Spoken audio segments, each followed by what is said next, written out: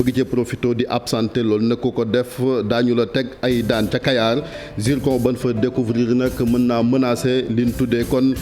zone boobu nga xamante ni kon dañ fay bay rek mbayum dër mi ba tax na kon producteurs yi kon ña nga daje woon foofa di rek sàkku ci président Macky Sall mu jël ci ay dogal laata kon mbir yi di gën a ñaaw tey la alxames kon ñu daal di leen di dégtal les bonnes feuilles de la rédaction tey ji nag livre Amadou Tidiane Cissé bi nga xamante ni kon mi ngi ko rek jagleel tuddee ko kon wàllu fu terrorisme kon la ñuy daal di ñëw moom nag wax na rek ci zone yi nga xamante ni kon moom la gën a laal rawatina kon mbir yi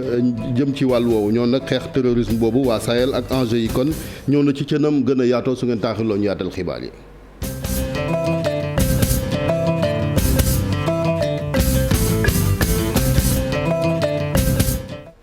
mbokk ñu ngi leen nuyu rafetlu ànd ba ak télévision Futurs Médias kon ci 3 heures du matin ba léegi ak benn lakk bu daal di am moom nag ma nga xewee kon ci foo xamante ni dañ fay rek jaay ay pneu tuddee ko kon Manel pneu nekk ci zone industrielle bi jege lool port autonome bu Ndakaaru kon loolu nag tax na kon sapeur pompier daal di mobiliser ay moyens yu takku ngir rek daal di fay safara su xamagul nag lan moo waral boobee lakk den ci ñëwaat kon ca nam gën a yaatoo.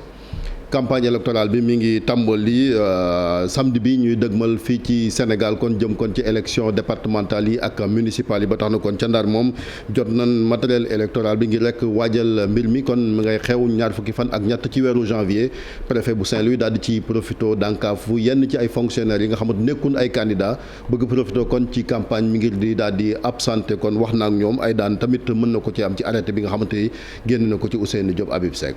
préfecture bu Saint-Louis daal nay jot lu jëm ci wàllu matériel bi nga xamante ni moom la ñu war a voté ci ñaar fukki fan ak ñett ci weeru janvier ci atum 2022 ñaar fukki juróom-ñeent ci centre daañu jot matériel bu ni mel préfet bu département bu Saint-Louis moo ko xamle. réceptionné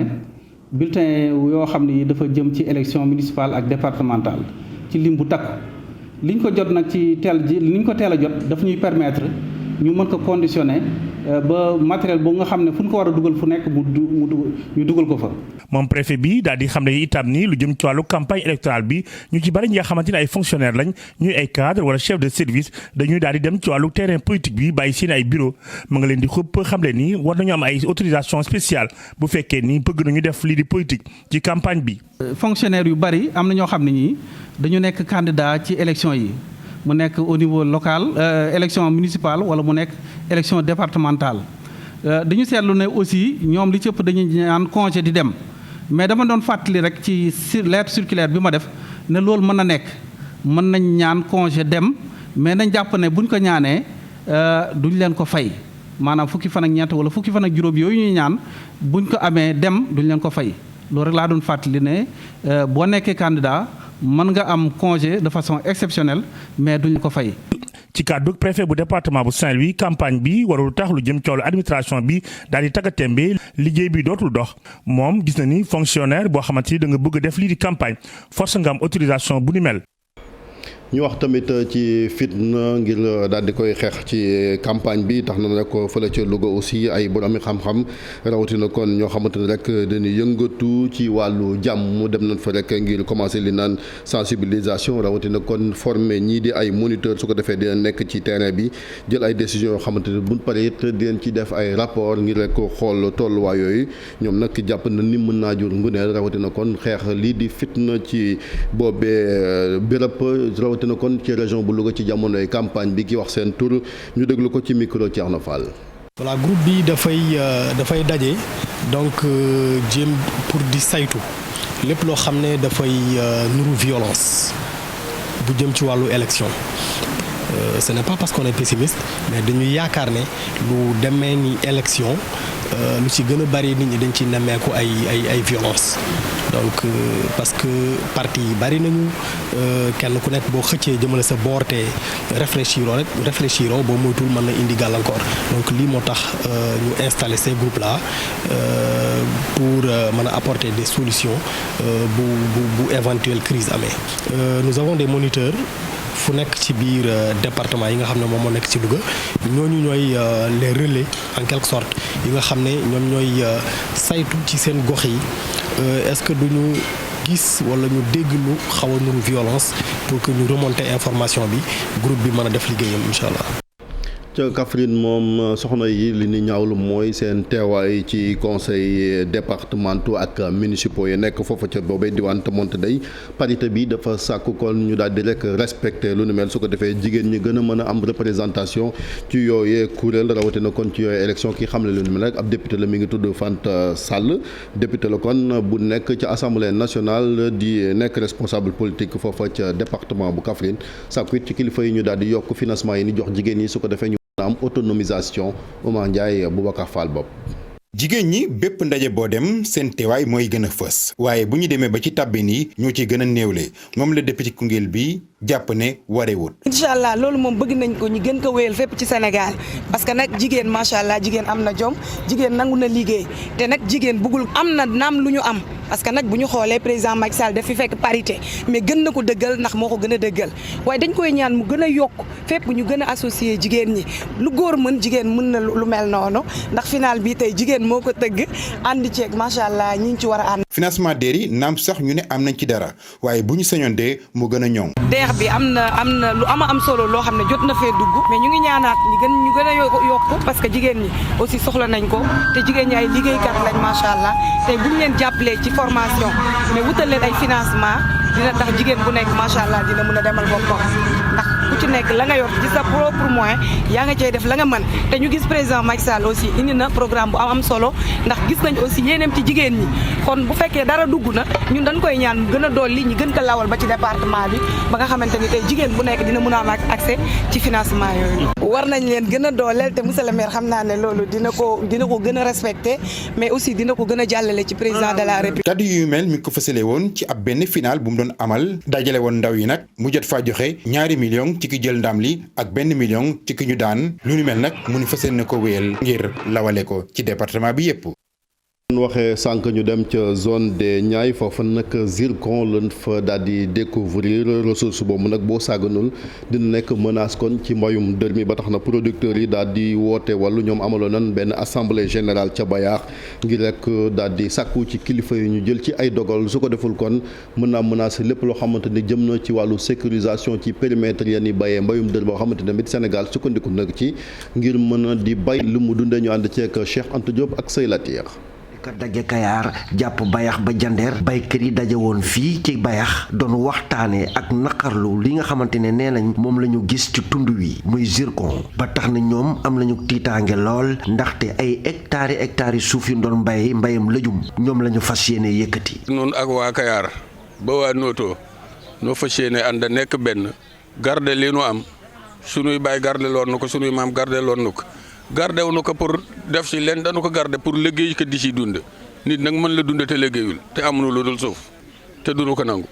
beeñ boobu bu fa mënee feeñ li fi di population war fa liggéey benn bi jarul nun ñëpp nu dee te bu ñu ko jëlee nu dee te duñu nangoo dee balaa noo dundagu dee gën nag nu dem fa xeexaa ñoom ba dee duñu ko bàyyee ñoom de loolu daal nu fi andi. meerab Jandeer nekkit baykat na sax lëkkaloo lañ ci ak waa Kayaar ak Jandeer ak baykat yi nekk ci tund wi ne lii duñu ko bàyyee noonu teg nañ ci seen bakkan ndaxte ay këriki tool yu bëri ci diggante Kayaar ak Jandeer la ñuy jóg. affaire zircon bi dégg nañ ko Jogo dégg nañ ko Fass Boy mu wàcc si nag Kayaar nag boo ko waxee mooy Jandeer waaye boo waxee Jandeer mooy Kayaar ñoom daanaka li ñu soxla ñu ni dem na ay 10 kilomètres te defe naa Kayaar ak Jandeer sax matul 10 kilomètres kon dafay mel ni Jandeer ak Kayaar yëpp dañuy jóg loolu moo tax ñu jël suñu matuwaay wax ni ñun suñu bakkan yi moom lañ ciy teg loolu moo tax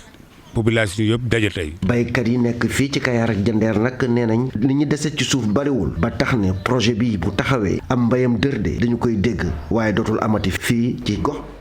ñu dem ca Fouladou waa Médina Chérif ñoom nag bëgg nañ ñu tabaxal leen ay infrastructure ngir rek kon su ko defee jafe-jafe askan wi ñu mën koo saafara loolu nag ñi ngi ko xamle rek ci benn manifestation ñuy fàttali diwaan ba ma nga nekk kon ca Saare bii ji Abdoulaye Diallo lañ ci àndal.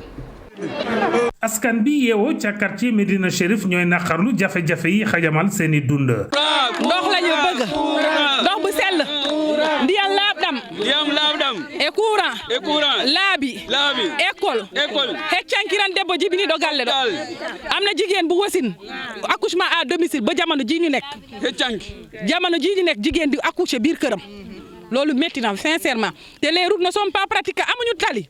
taxi fii pour nga indi fi taxi da ngay 1000 francs déplacement. ñàkkum jumtukaay yi dafa fas lool. amuñu yoon amuñu courant amuñu ndox bu sell fu mu nekk nii ñun ci ay teen la ñuy rot pour naan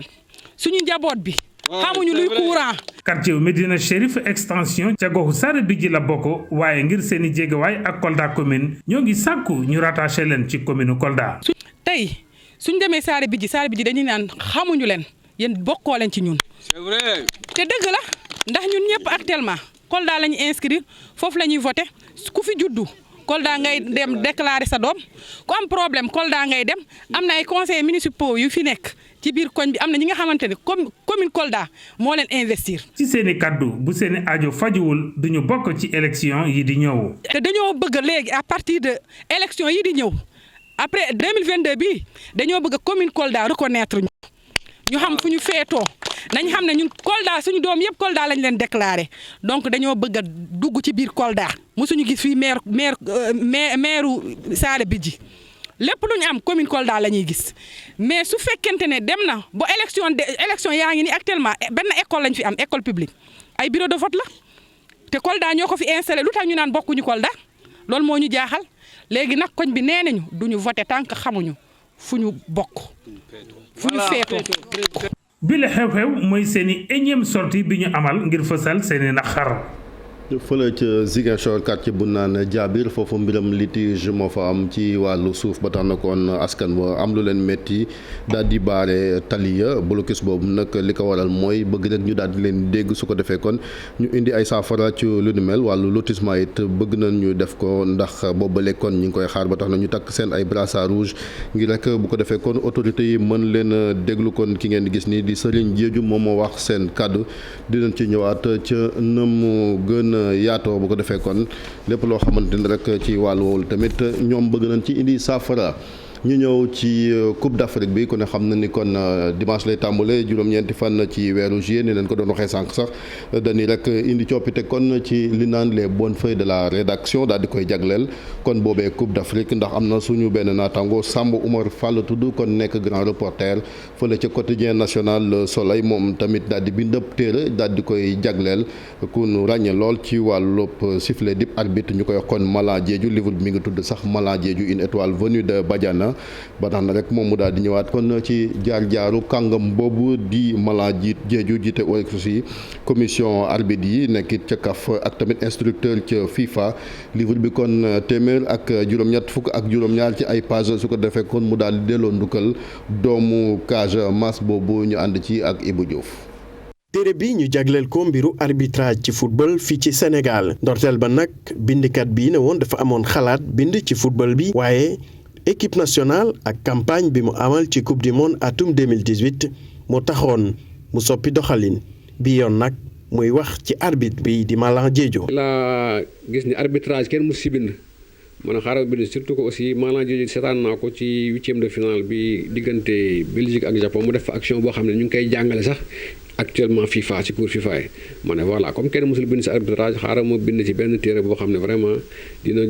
rendre hommage arbitre yi nga xam ne dañuy def liggéey bu am solo te kenn xamu leen. livre bi mu duppee Malang Diédhiou l'étoile venue de Badiana di delloo njukkal inspecteur principal des douanes bi nga xamante ne taxawaayam ci wàllu arbitrage fës na fépp comme ni ko Badara Mama Yacine defee woon. nga fii mën ñu wax arbitrage te waxuñu Badara Mama Yacine parce que ñëpp xam nañu Badara Mama Yacine il a occupé ay fonctions yoo xam ne yu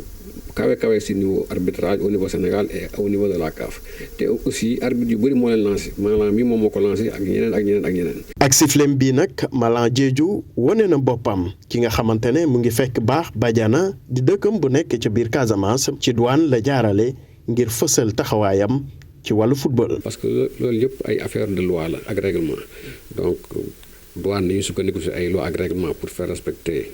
yenn règles pour ñu bañ ko enfreindre. arbitrage aussi c'est des lois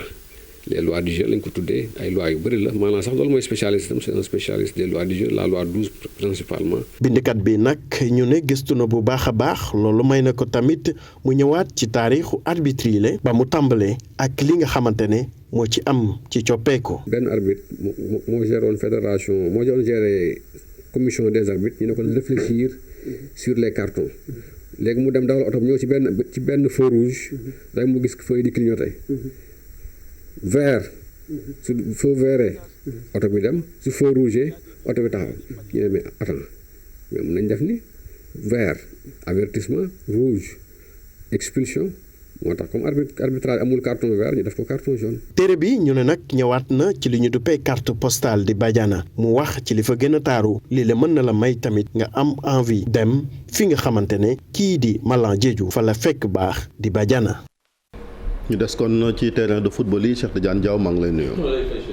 gaynde Sénégal yi egg nañ démb ca Bafoussam. yegg nañu démb nag ak xarkanam yu xaw a doy waar li ko waral mooy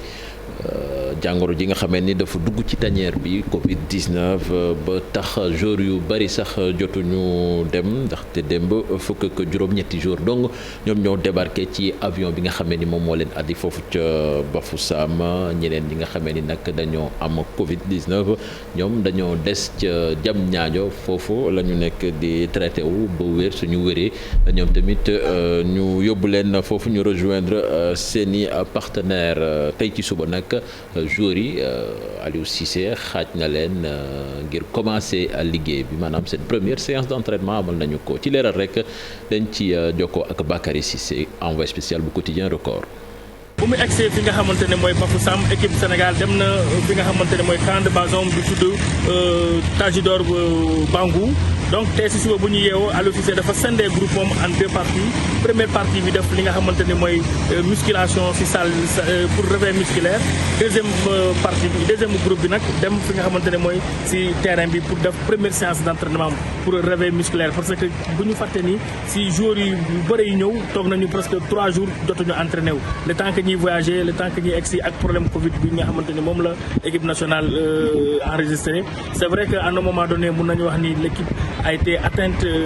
en plein cœur mais joueurs yi ñu ngi xaw a fàtte li nga xamante ni mooy feebar bi parce que ku mel ni Moustapha Nam Lamine Diatta ak Tony Silva ñi nga xamante ni ñoom yëpp contrôlé nañ leen positif ñoom seen dernier test bu ñu def bu ñu réalisé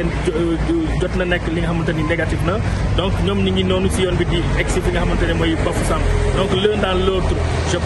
nous pensons effectivement que tey jii Aliou Cissé dina def li nga xamante ne mooy véritable première séance d'entraînement bi nga xamante ne mooy camp de base pour préparer premier match bi nga xamante ni le 10 la fay amal fii si stade Bafoussam contre Zimbabwe. koy jaajëfal moom Bakary Cissé Covid 19 boobu nag dugg ci tanière bi bu baax kii di Alioune Abatalib Gueye nekkoon fi ancien président fédération sénégalaise bu football di ñaan rek direction technique bi ak staff bi yëpp ñu jël seeni matuwaay gën a vigilant ndaxte coupe bi ku ko bëgg a gagné foog tamit nga gagné Covid bi en premier lieu dañ koy teewlu moom maître Alioune Abatalib ci micro Ousseynou Diop ak Habib Seck. dégg nañu ne équipe nationale bu football du Sénégal bi war dem football yi Coupe d'Afrique bi ci Cameroun dafa am ay cas de Covid ñi ngi leen di masawu di ñaan yàlla saafara ko wante lu waroon mën nu prévoir ko ndax variante bu bees bi surtout gaaw wàll goo xam ne épargné wul sportif yi ndax gis nga équipe yu bari partout muy am cas yu mel noonu mais du teeñ football du si Sénégal ak yeneen équipe nationale yëpp yu ñu nar dañeel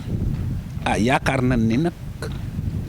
direction technique bi ak fédération bi lu nu prévoir woon la ba xam ne am na ay joueurs te am na Sénégal yoo xam ne danañ leen war a mën a remplacer ñuy ñaan yàlla rek mu yem fa te aussi balay compétition bi di roor yàlla delloo si waat leen ci seeni santé ak seeni. dañuy wax ba léegi ci wàllu football ak Bamba Dieng mi nga xamee ni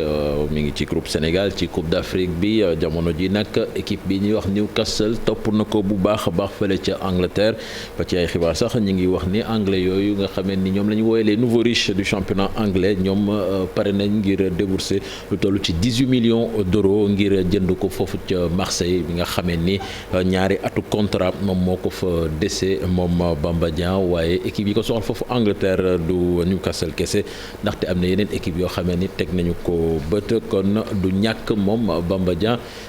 changer club ci mercato d'hiver bi. teel mën nañ ko jàppee ni teel na mais aussi Bamba relation ak Marseille demeewul woon noonu parce que déjà dañoo nekkoon ci processus renégociation contrat déggoowuñu mais tamit su demee Angleterre mën na nekk championnat tamit bu ko convenir mais Newcastle aussi dafa nekk équipe boo xamee ni jamono ji ils sont dans une mauvaise passe parce que ñoom ñoo mujj ci première ligue bi mën nañu wàcc deuxième division mais équipe la boo xamee ni am nañu xaalis pare nañ investir lu bare ngir am équipe bu mag est-ce que tamit suñu demee ba am équipe bu mag tamit Bamba tamit dina wéy di am place ci équipe bi loolu tamit beneen question la mais avenir am à l'Olympique de Marseille quand même s'inscrire en pointillé. ñu jeexale ko ci wàllu lamb Chérif Dia ak CNG nag ñoom jox dëgg Bombardier ci recours bi nga xamee ni daf ko bindoon ginnaaw bi ñu ko joxee victoire ci digganteem ak Balla Gaye numéro 2 par décision arbitrale ndaxte moom moo gënoon a néewle ay avertissement ak adversaire am waaye jël bi nga xam ni moom la njëkkoon daan Balla finalement CNG jàpp na ni jël boobu jël bu valable la ba tax na Bombardier daal instant bi xam naa ni dina gën a jubilé ndaxte jël bi day gën a jox jëm victoire bi.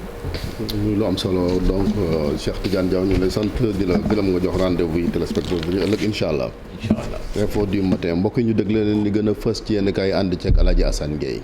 yéenekaay bi di observateur xëyee nataalu président Macky Sall wax ci état beeg na ko virus corona bi coincé ba dugal ko ci tiitaange lu ñeel koom-koom bi nekkinu askan wi ak wàllum karange donte nag jàngoro ji dafa gën a takarnaase ci àddina ak ci Sénégal observateur ne taxul état bi xalaat benn yoon dogal yu ci mel ni ay tere yeneen coronavirus lëmbe nag ba ci biir tanière bi di ci gaynde yi ñoom yéenekaay bu groupe Futurs Médias ne plan ba ñu namoon a liggéey sax jàngoro ji daf ko daal di sooxeel Aliou Cissé entraîneur équipe nationale football bu Sénégal ak coupe d'Afrique ren bi yéenekaay bu groupe Futurs Médias ne mën a fecc rek wala dee wala tànk bi damm ci gàttal la coupe ou le couperet coronavirus yemul ci équipe bu Sénégal ndax observateur teg na ca ne fukk ak juróom-benn joueur Gambie amee nanu ko waa Maroc ñoom ña nga daal di caabi lawbewu jamono yi waa Gabon lanka demagum te Cameroun Vox Populi ne doomu jàngoro bii di Omicron moom fu dee lañ koy xeeñtoo jamono yi ci Sénégal ci weer kese ñaari junneeg juróom-ñaar téeméeri cas yu bees épidémie grippe sax la fi faf dugal ci réew mi Israël ak France moom yéene kaay bi ne kenn du fa jooyee seen kanam ndax na mu fa nee gàññ yéene kaay bi bés bi le jour ne sa Covid grave ci joueurs yi ak CAN bi Sénégal ak Gambie ñoo ci yem juróom-ñetti gayndey Sénégal yu def test bi amee ko donte ci CAN bi waa Cameroun ñu ngi dalal xel yi ci matuwaay yenu fa jël ñu ne ngir moytul joueurs yi ak ndaje mi coronavirus leneen ci yéene kaay yi di mbébét gi onde sàmm jikko yi amoon ba déposer lu proposition de loi ngir defab crime mbiram ngóor jigéen ci Sénégal enquête ne cuuj bi daanaka dañ ko faf reye ca biir nen ba bureau assemblée nationale moo jàpp ne du proposition de loi bu mat a waxtaane sax waxuma laak di ko defab loi ndax ñu ne Sénégal am na fii ba noppi loi buy xeex ngóor jigéen rax ci dolli taxawaay bu am solo am fulla bi ci président Macky Sall boole Pape Diop bokk gis-gis ci enquête yéenekaay fàttali ne nekkun ci république islamique réew mu charia di dox la tribune moom ak lànkuk assemblée nationale ngir defab crime ngóor jigéen ci Sénégal ab laaj la ca toftal ndax seen sago lañu ko defee ñoom député yi wala dafa am lu ca weñ seeni yoxoo tribune laaj it ne ndax kàddu yi président Macky Sall kese doy na ca source a dugg ci couloir yi assemblée ba bureau bi daje yéenekaay bi ne fukk ak juróom-benn membre yu bureau boobee fukk ya kese ñoo fa teewoon juróom-ñeent yaa lànk kenn ku ca nangu woon wéetoon ca lool mooy Serigne Mbacké Bara Dolly moom nag moo doon delloosiloo seeni xel mu ne Moustapha Niass Cheikh Tidiane Gadio ak ku mel ni Abdou Mbow Le Quotidien ne lànkuk assemblée nationale taxul nag ñu amoon xalaat bi nar a tegaat yi fi ci suuf tey lañu gën a dogu ci xeex ngóor jigéen ci réew mi ci daan ca wut pexe yeneen ci Vox Populi Jamra mer bu futt la def rawatina lay wi ñu jàppee kàddu yi assemblée ndax loi bi ñuy wax ñu ne mu ngi fi boobaak léegi mat na juróom fukki at ak juróom-benn atu 1966 la woon ñu waxtaane wotey gox-goxaani 23 janvier 2022 Sud Quotidien jàpp ne vote yu bari enjeu lay doon xëccoo yu tar fu ci mel ni rawatina ci Ndakaaru Pikine Guédiawaye Thiès Ziguinchor ak Touba Mbacké ca Fatick moom ak ngan gi fa président Macky Sall di amal tey jëlee laas la mu gis rek mooy dafa dem jàppale ji wallu ji Mactar Ba ndax nag ñu ne inauguré juma ci ay fan yu néew yu des ci local loolee am na leneen lu mu làq Le Quotidien waxtaane mbay mi ak njaayum gerte gi ak nguur gi jël dogal dindi taxe bi ci ñi koy jaay bitim réew yéene kaay bi ne donte état bi yàbbi na juróom-ñeenti milliards bàyyi kon taxe yooyee exportateurs yi danoo wan ginnaaw ngóobam ren mi nu jàpp ne dara baaxu ca. ñu jeexale sunu lamb ak ndam li nga xamante ni lu leer la bu CNG bi jox Bombardier ci kanamu Balla Gaye 2 ca nag du ci wàllu avertissement yi de waaye ci jël ba ci saaku yi lañ ne daan naka ñu des ak lamb ji conférence de presse bu buurab arène bi di def tey jii ci ngoon Modou Lo ci teewaayu Luc Nicolaï lay doon. jërëjëf Alaaji Assane Gueye mbokkeen jërë ngeen jëf ci ànd bi ak télévision Futurs Médias fii leen yam ak yéen ci xibaar yi ñu bàyyi leen ak Alaaji Pape Cheikh Diallo mu yeggeen seen émission Midi Plus bàyyi. mu ngoog ñu ngi lay gërëm bu baax Chérif Dia gërëm itam rédaction bu télévision Futurs Médias dig daje gi ak yéen ca kanam lay doon à partir de 19h information en continu entre soir d'info ak ñaari jotaay yi bu wolof bi ak it bu français bi lu ko mooy mën ngeen wéy di yër suñu site internet di www.ig